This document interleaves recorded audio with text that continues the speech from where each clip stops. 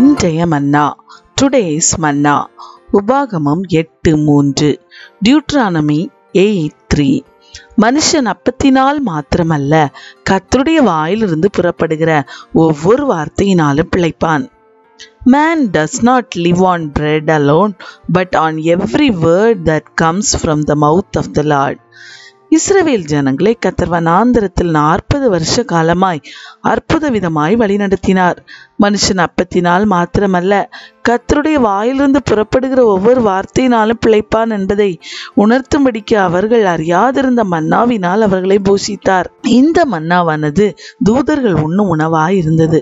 அவ்வளவு மகிமையான உணவாகிய அந்த அப்பத்தை ஒவ்வொரு நாளும் காலைதோறும் அவர்களுக்கு தவறாமல் பொழிந்தருளி அவர்களுக்கு அவருடைய கிருபையை மகிமையை அளித்தார்.